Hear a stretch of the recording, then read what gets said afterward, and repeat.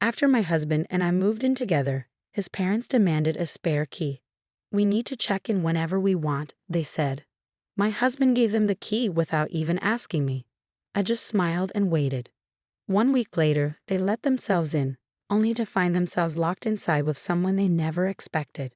When Adam and I moved into our new home in Austin, Texas, I thought it was the beginning of something great. We'd been married for almost a year, and this was supposed to be our fresh start. A cozy 3-bedroom in a quiet neighborhood. Maybe a place to start a family. Then came his parents. George and Marcia were always too much, controlling and pushy. While we were dating, I noticed things. His mom would call 5 times a day about vitamins. His dad would check in during our date nights. I figured once we were married, they'd back off. I was wrong. The day after we moved in, they showed up without warning. No call, no invitation, just pulled into the driveway like they owned the place. Marcia pushed past me into the house, acting like a picky hotel guest. She handed me cheap wine and George had a printed list of home care tips, as if we were clueless. Then she sat on our couch and said, "So, when do we get our spare key?" I blinked. "Sorry, what?" George laughed like it was obvious. "Of course we need a key." "For emergencies," Marcia added, "or just to check in.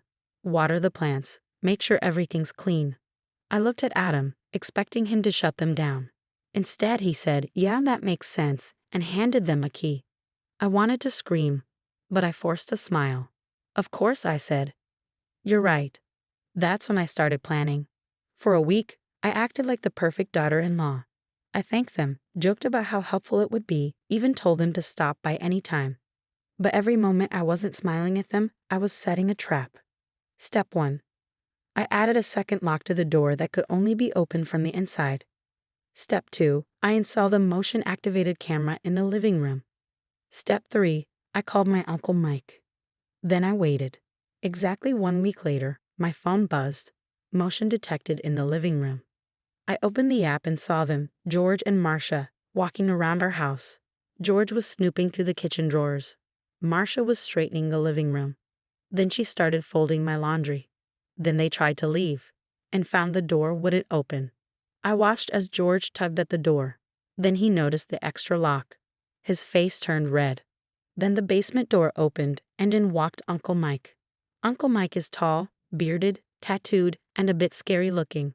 He used to be in a biker gang but now owns a tattoo shop. He still looks intimidating. He walked into the room and said, "Well, well, well. What do we have here?"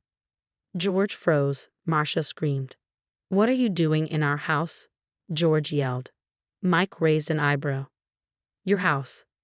"You're trespassing," Marcia shouted. Mike laughed and pulled out keys. "Funny, I live here." That's right. I had legally rented the house to Uncle Mike for the week. Paperwork and all. They had just broken into someone else's legal residence. George turned red. Marcia looked ready to faint. Mike calmly leaned against the wall. "You know what's ridiculous? Walking into someone else's house without permission." George grabbed his phone. "Call Adam." That's when my phone rang. It was Adam. "What's going on?" he asked, panicked. I smiled. "I don't know. Maybe ask your parents. They say there's some guy in the house claiming he lives there." "Not some guy. Uncle Mike." Silence. Then, "I'm coming home." When I walked in, the tension was thick. Marcia sat on the couch, arms crossed. George was fuming. Mike sipped water in the kitchen like nothing happened. "Hey babe," I said cheerfully. "What's going on?" George shoved the lease at me. "This is crap." I shrugged. "Funny, the landlord didn't think so." Marcia snapped. "You think this is cute? This game of yours? You've gone too far." I folded my arms. "Too far?" "Like walking into my house without permission." George yelled, "We have a key." Mike snorted. "Yeah, and how's that working for you?" Adam finally arrived. One look at the room and he sighed. "Jesus Christ." Marcia grabbed him. "Did you know about this?" He hesitated. "You did," she whispered. "You let her do this." He rubbed his face. "Mom." George lost it. "Give us the key back. Now." I shook my head. "No. We're family. We have a right to be here." I laughed. "No, you don't. You don't live here. You don't pay for this house. You have no right." George stepped forward. You're making a big mistake. Mike laughed. I'd love to see how this ends. George yelled at him. Mike smiled wider. Marcia tugged George's arm. Let's go. But George wouldn't budge. You'll regret this, he said to me. I looked him in the eye. No, George, you will. That night, Adam and I sat in silence. So, he said, they're going to hate you forever now. Probably. I screwed up, huh? You gave them a key without asking me. He sighed. Yeah, I get it now. I messed up. Good. We changed the locks the next day, and for a while we didn't hear a thing from them. Then, on Friday morning, I got a call from our landlord, and as soon as I picked up, I could tell something was wrong from the tone of his voice. Hey, he said. I just got a weird call from people who say they're your in-laws. My heart sank. They were asking about your lease, he went on. They were trying to get information. I sat up. What kind of information?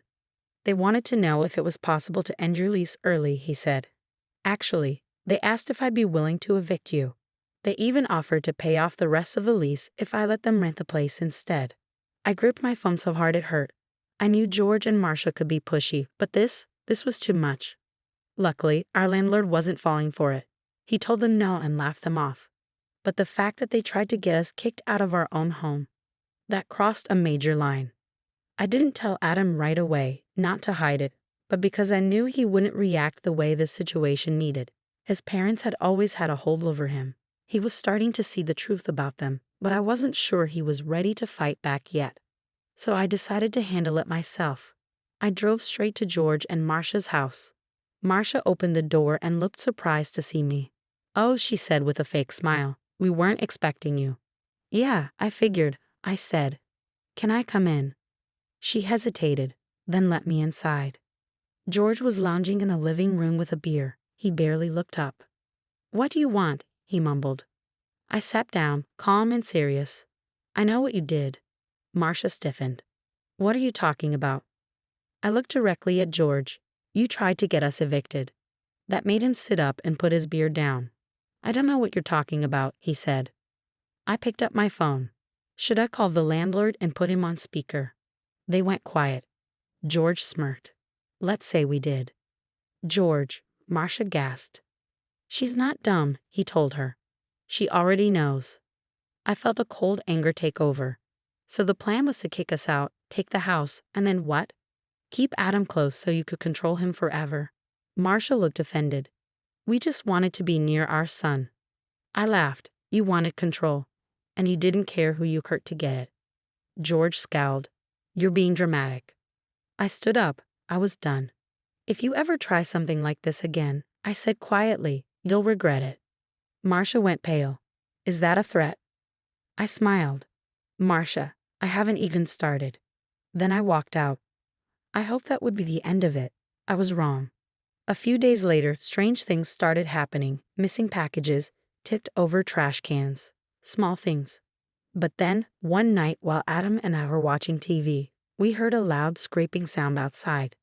Adam muted the TV. Did you hear that? I nodded. We both went to the door. Adam looked through the peephole and froze. What is it? I asked. His voice was cold. My dad is outside. I looked too. George was on our porch, holding a key. But we had changed the locks. He tried the key. It didn't work. Then he banged on the door. Open the damn door, he shouted. We didn't move. He pounded again. I know you're in there. I grabbed my phone and started recording. Adam looked stunned, like he couldn't believe this was really happening. George, I said through the door, you need to leave. This is my son's house, he yelled. I have a right to be here. No, I said firmly, you don't. Suddenly, Marcia's voice came from the side of the house. Adam, honey, just open the door so we can talk. Adam was shaking. Then he said, Dad, you need to go. George hit the door hard. You're making a huge mistake. Then the backyard lights turned on. I looked and saw a shadow moving near the fence. I didn't wait. I called the police. While George kept yelling, the red and blue lights flashed outside. When the cops arrived, I stepped outside with my phone still recording. George saw the officers and quickly changed his tone. This is just a misunderstanding, he said. This is my son's house. We were just trying to talk. An officer turned to Adam. Do you know these people? Adam hesitated, then finally said, They're my parents, and they're trespassing. Marcia gasped. George's face fell. Adam had just chosen me over them. Adam stood tall. They don't live here. They don't have a key anymore. They need to leave. One cop nodded. Sir, I'm going to ask you both to leave the property. George looked like he might explode, but he didn't fight it. He just looked at Adam with a cold, bitter smile. You think you're making the right choice, he said. Adam didn't respond. George stepped closer and said, One day, you'll wake up and realize she took everything from you. But Adam didn't flinch, and in that moment I knew we had finally drawn the line. The sharp pain hit my chest. Marcia was crying, shaking her head, not able to believe what was happening. Adam, please don't let her do this to us, she begged. But Adam's face was hard as stone. She didn't do anything, he said. You did. That was the moment George lost it. His hands shook, and his face turned red with anger. You're not my son, he yelled. Then he turned and walked away. Marcia hesitated for a second, but then she ran after him, crying. They didn't look back. The cops waited until they were out of the neighborhood before they turned to us. Do you want to press charges? One of them asked. Adam shook his head. After they left, the house was silent. Adam sat on the couch, staring at the floor like the world was weighing him down. I sat beside him, not touching, not speaking, just waiting. After a long time, he sighed deeply. They hate me now. I swallowed hard. Maybe. He shook his head. No, they do, my dad. He meant it. I didn't lie to him. Yeah, he did. Adam's hands tightened into fists, and he breathed shakily. I don't know how to feel. I reached for him, and he didn't pull away. I know, I whispered. After a pause, he quietly said, I think I always knew this was coming. I didn't say anything because deep down, I think I knew too. Days went by with no calls or messages from them. Nothing.